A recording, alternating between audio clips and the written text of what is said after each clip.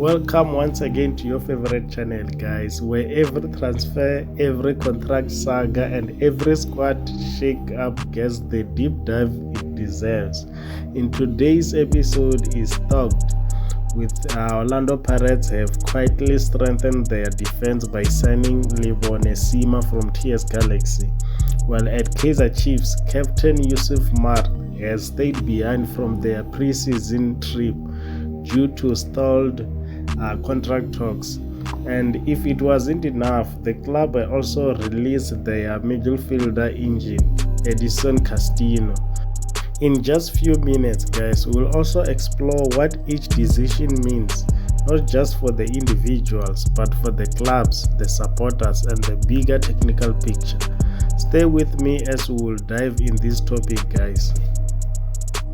Let us talk about Lebone Seema, the 22-year-old centre-back who has been signed with Orlando Pirates. After a full season with TS Galaxy, where he made 18 league appearances and stood out for his aerial ability, composure on the ball, and technical awareness, Seema represents a long-term investment in defensive stability. For Orlando Pirates, adding him to the squad provides renewed depth in the backline, covering for senior players and adding youth that can learn and grow within the club system. Importantly, he turns 23 just before the next season, which means he's entering what scouts called his maturing window.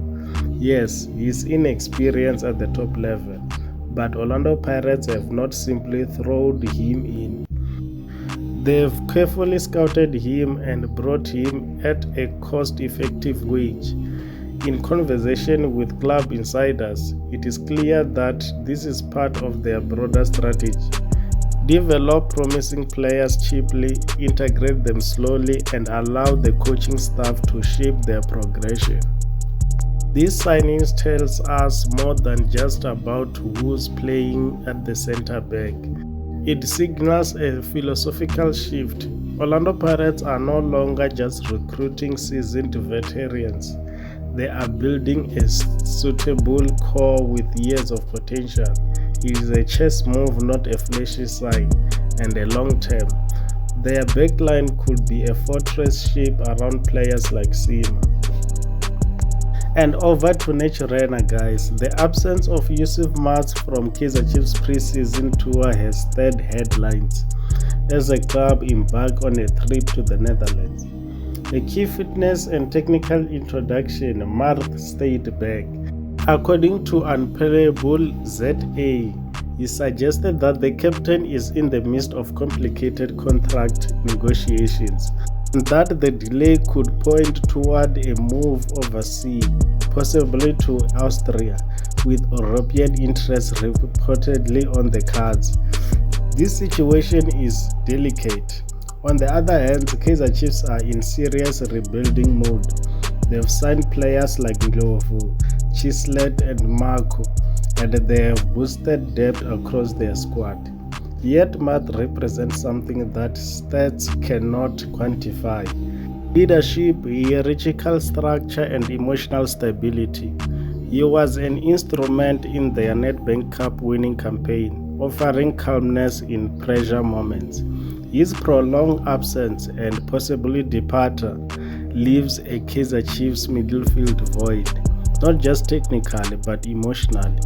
The challenge for Kaizer Chiefs coach and dressing room will be managing the transition, ensuring others step up, and deciding whether they need additional reinforcement before the transfer window closes. Beyond the individual, this illustrates a broader truth. Modern football is transitional by design. Clubs no longer cling to aging symbols. They pivot towards the next generation. Chiefs seems to be balancing the gamble between letting go of legacy and solidifying future identity. History tells us that leadership gaps must be filled quickly, or clubs risk losing their center of gravity.